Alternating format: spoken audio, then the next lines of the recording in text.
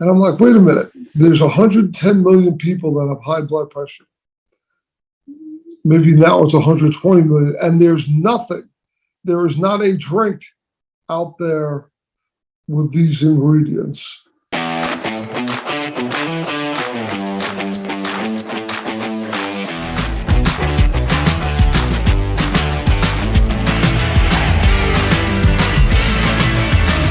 So in a step-by-step process, you have a doctor's meeting, you're told you have a 3-week deadline, you're told you have a health concern.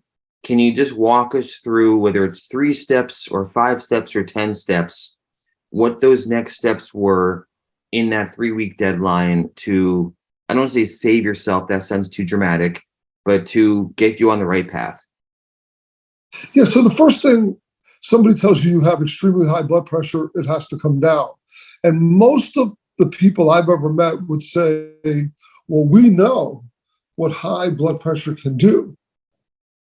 But my question was not that.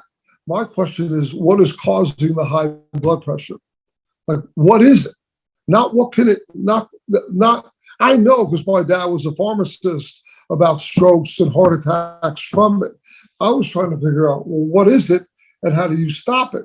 And the truth is, even though the doctor is a friend of mine, they were basically, go figure it out. So I go home, and I remember, like I'm talking to you, first thing I learned is cut your salt. That was step number 1. Most studies show if you cut your salt, it will lower your blood. I'm just doing everything I can do, even taking medication. Great. So I'm gonna go on a salt-free diet for 3 weeks. So you can have fruit, there's, vegetables, but no salt. No, every cookie or anything that has sodium, I'm not eating. That was like step number 1. And then I'm like, okay, Googling what are the best foods to eat, what are the best things to drink? And that began the process. And the salt-free diet and reading about these did lower my blood pressure to the point where they didn't have to operate. But as many, and maybe yourself too, you get sort of stuck or passionate about something. So every day I'm on the computer, whether I have a couple of minutes, I'm looking drinks for high blood pressure, or what can you do? And many of the same things come up. Beet juice or beet powder lowers your blood pressure.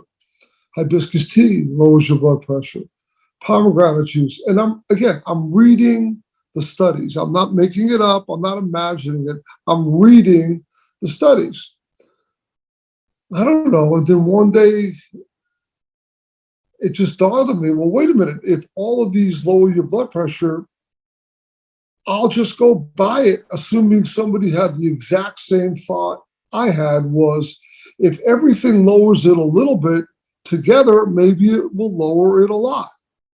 If pomegranate juice is 8%, lowers your blood pressure, and hibiscus tea is 11%, and I'm just doing the numbers, I'm doing the math. I'm like, wow, together maybe. And I'm like, I'll go buy it. Just thought somebody had done it. So I'm like, blood pressure juice, blood pressure drink. And not only was that not there, even to this day, there was nothing there, 0. And I'm like, wait a minute, there's 110 million people that have high blood pressure. Maybe now it's 120 million, and there is not a drink out there with these ingredients. So I'm like, and I'm thinking about it. One day I said goodbye to my wife. I went to Whole Foods and I bought all the things I'd been reading about. I'm like, I'm going to make this drink. And she, thought I'd lost it, my mind. You're going to do what?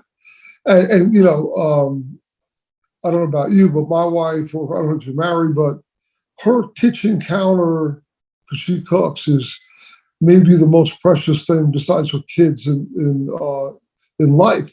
So the concept that I might use 8 inches of her kitchen counter to mix all the stuff that is red and mess it up flipped her out. Like, still does. Yeah. So, but that began the journey. I'm like, I came home and I'm like, and I'm thinking, okay, how would you combine it? And I'm going back. The easiest example I tell people is I thought 8 ounces, okay.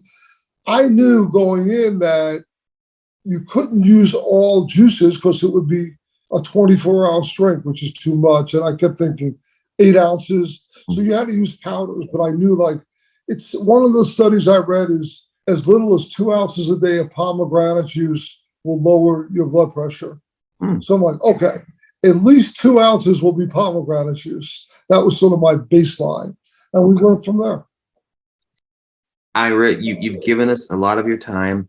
I think I'm most taken by your creative confidence of solving your own problem. And then once you solved it, sharing it with the world.